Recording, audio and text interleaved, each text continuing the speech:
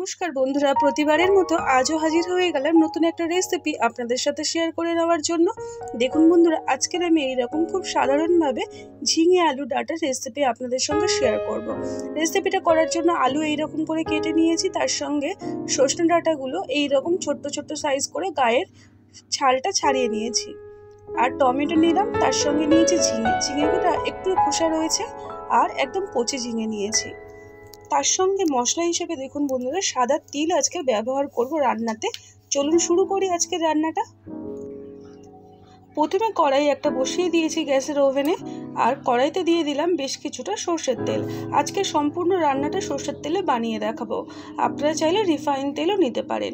তেলের মধ্যে ফোড়নে দিয়ে দিলাম দুটো শুকনো লঙ্কা, 1 সেকেন্ড নাড়িয়ে চাড়িয়ে নিলাম। তারপরে আমি এখানে দিয়ে দেবো খুব সামান্য পরিমাণে রাঁধুনি। এটা রাঁধুনিটা দিলে খুব সুন্দর একটা গন্ধ আসে।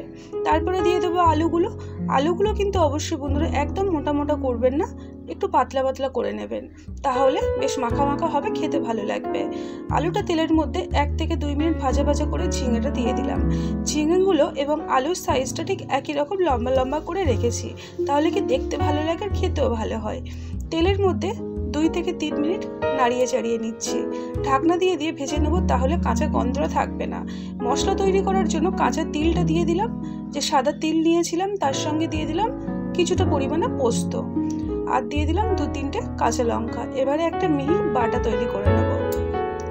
তার মধ্যে ঝিঙে এবং আলুটা ভাজা ভাজা হয়ে গেছে, ঢাকনাটা খুললাম, আবারও সবকিছু সমস্তটাই নাড়িয়ে দিচ্ছি। এই পর্যায়ে কিন্তু লবণ একদমই দেবেন না, লবণ দিলে কিন্তু ঝিঙেটার ভাজা হবে না। এবারে ঝিঙে আলু ভাজা ভাজা করব, আবারও ঢাকা দিয়ে রাখবো 1 মিনিটের জন্য। কম আঁচে রেখে ঢাকনা দিয়ে সমস্তটাই ভেজে নেব। এইভাবে ভাজা করলে কি হবে, সবজির কোনো রকম কাঁচা গন্ধ লাগবে না। যারা সবজি খেতে পছন্দ করে না, তারাও কিন্তু এইরকম ভাবে রান্না করলে অবশ্যই করে খাবে।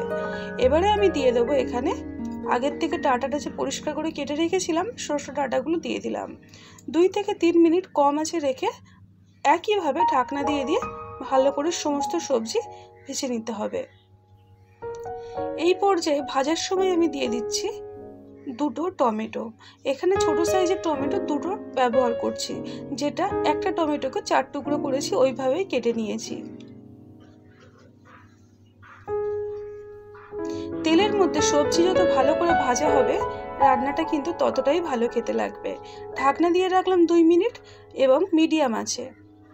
ঢাকনাটা খুলে খুব ভালো করে সবজিগুলো নাড়িয়ে নিচ্ছি।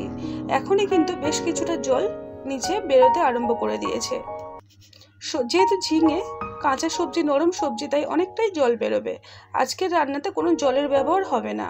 ঠিক এই পর্যায়ে আগের থেকে যে পোস্ত আর সাদা তিল বেটে রেখেছিলাম, ওই বাটাটা দিয়ে দিলাম, আর মিক্সার জারটা ধুয়ে কিছুটা পরিমাণে জলও দিয়ে দিলাম। জল বলতে এতটুকুই জল আজকে রান্নার জন্য ব্যবহার করব। এবারে পোস্ত এবং তার সঙ্গে সাদা তিল সবজির সাথে কষিয়ে নিতে হবে। মিডিয়াম আঁচে রেখে কষাবো।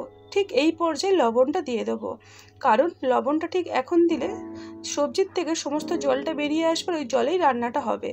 আর দিয়ে দিলাম 1 চামচ পরিমাণে চিনিটা সমস্ত স্বাদের ব্যালেন্সটা বজায় রাখে। আর তার সঙ্গে যেহেতু নিরামিষ রান্না, তাই চিনিটা দিলে কিন্তু খুব সুন্দর খেতে লাগে। সমস্ত সবজি নাড়িয়ে চাড়িয়ে নিলাম। দেখুন কতটা জল বেরিয়েছে। এবার মিডিয়াম আঁচে রেখে এটাকে ঢাকা দিয়ে রাখবো 2 মিনিট। ঠিক 2 মিনিট পরে ঢাকনাটা খুললাম।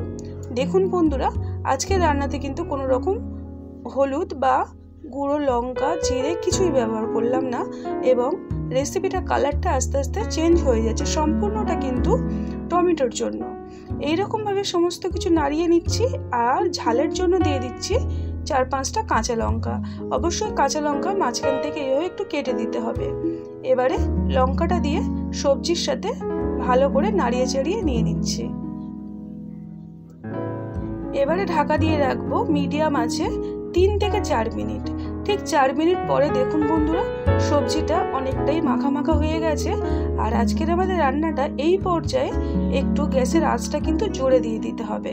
যেহেতু সবজি সিদ্ধ হয়ে গেছে, আর একটু মাখা মাখা করতে হবে, তাই গ্যাসের আঁচটা জোরে দিয়ে একটু ভালো করে নাড়িয়ে চাড়িয়ে নিলেই আজকের আমাদের এই রকম সাদামাটা ঝিঙে আলু ডাঁটার রেসিপি একদমই তৈরি হয়ে গেল। সবসময় কিন্তু পোস্ত দিয়ে রান্না করা সম্ভব হয় না, তাই আপনারা অল্প একটু পোস্ত নিতে পারেন আর তার সঙ্গে সাদা তিল দিয়ে রান্না করতে পারেন। খুব সুন্দর খেতে লাগে, অসাধারণ খেতে হয়। নিরামিষ দিনের জন্য পারফেক্ট একটা রান্না হচ্ছে এইরকম সাদা ঝিঙে আলু ডাঁটার রেসিপিটি। যদি আপনাদের আজকের রেসিপিটি এতটুকু ভালো লেগে থাকে তাহলে বন্ধু বান্ধবদের মধ্যে শেয়ার করবেন, আর বাড়িতে অবশ্যই একবার এইরকমভাবে ট্রাই করে দেখতে পারেন। আর ভালো লাগলে ছোট্ট একটা লাইক দিয়ে আমার সঙ্গে থাকবেন, সেটা অনুরোধ রইল। দেখা হচ্ছে নতুন একটা ভিডিও নিয়ে। টাটা।